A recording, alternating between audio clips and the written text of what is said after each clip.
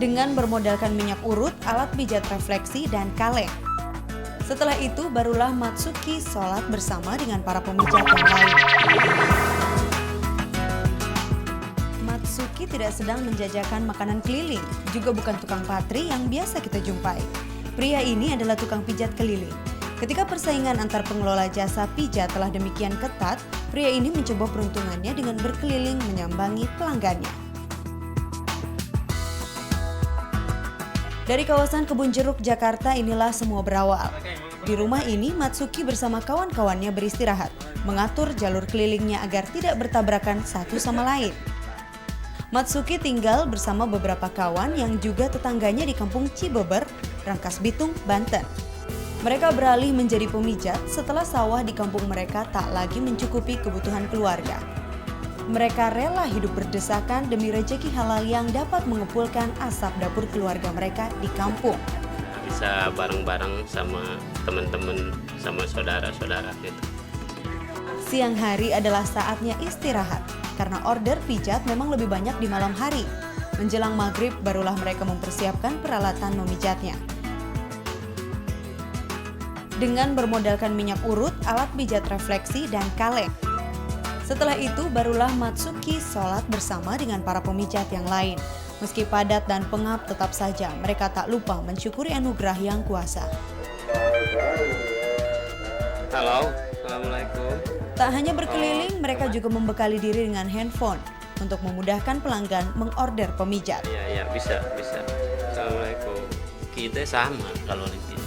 Cuman kalau ini mah, kalau punya handphone mah ada yang mau dipijit jadi ngasih tahu, jadi tinggal kita datang.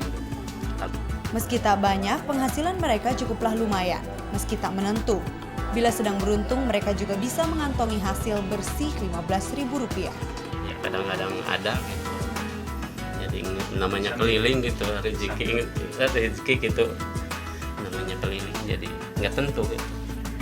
Kadang-kadang dapat, kadang-kadang. Meski tak bisa dibilang besar, namun Matsuki tetap bersyukur. Tak peduli dinginnya malam yang menusuk tulang. Asalkan halal, Matsuki setia menekuni profesi yang sudah 20 tahun ia geluti ini. Hasil jerih payahnya ini mampu menghantarkan buah hatinya ke bangku kuliah. Yanti Pasaribu, Erangga Raja, Jakarta. Desa Neglasari. Sekilas desa yang berada di Provinsi Banten ini tak ada bedanya dengan desa-desa lainnya. Derap kehidupan modern dan tradisional tampak saling menyatu seiring perkembangan zaman. Tapi ada yang unik dan membuat desa ini menjadi berbeda. Ada satu jenis pekerjaan yang digeluti oleh kaum prianya. Banyak dari mereka yang berprofesi sebagai tukang pijat. Rasta, almarhum ayah Rasidilah yang pertama kali menggeluti pekerjaan tukang pijat di desa ini. Karena kesulitan hidup pula lah, kala itu Rasta belajar memijat atas anjuran seorang temannya. Kan bapak saya namanya Rasta, cuman kalau dibilang pendeknya tok aja gitu. Terus